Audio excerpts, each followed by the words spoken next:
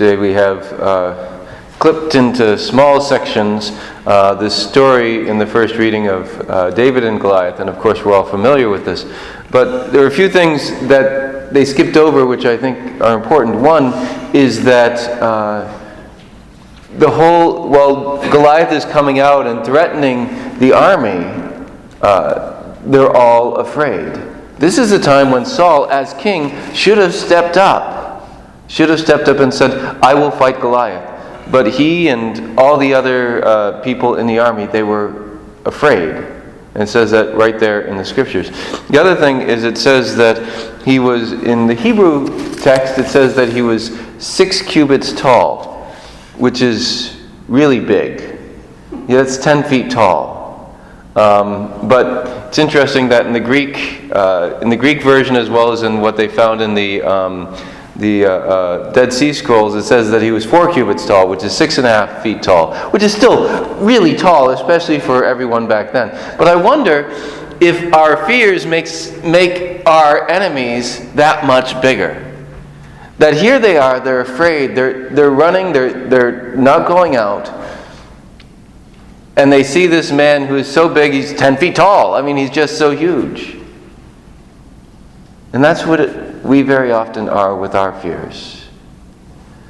The things that are too much for us to take on. We look and say, this is too big for me to handle.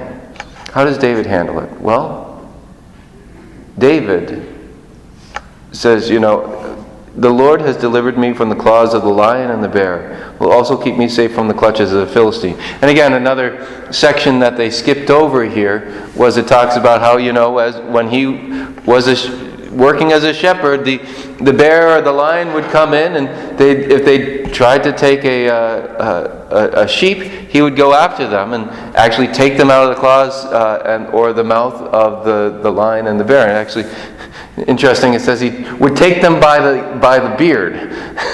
And I'm trying to say, well, how did he then attack them after, did he have with his staff, or how did he do? I don't know,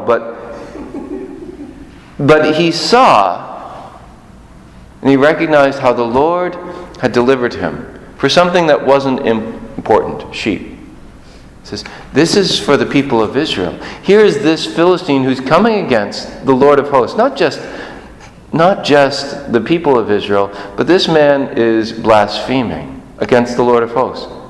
He says, he's protected me from the lion and the bear. He'll protect me in this case. So what did he do in order to combat his greatest enemy? He remembered the fidelity of the Lord. He remembered the works of the Lord. And we all have things in our lives that we look and say, this is too big, how can I get through this? But we also all can look back and say, God was faithful to me in this time, in this time, in this time. And instead of facing our fears and saying, this is too big, he's 10 feet tall, rather let's look and say, this is how God has delivered me over and over and over again. We look at the works of the Lord and trust his fidelity. May we turn to the Lord today and really taking a look at what our fears are. Maybe they're external, and maybe there's something internal. Maybe it's something that in our lives you say, well, I'm never going to be able to conquer this, just this sin, this habit, whatever it is. And we say, Lord, here, you have been so faithful to me. Here's my fear. Lord, help me to trust, help me to have faith, because you've always been faithful to me.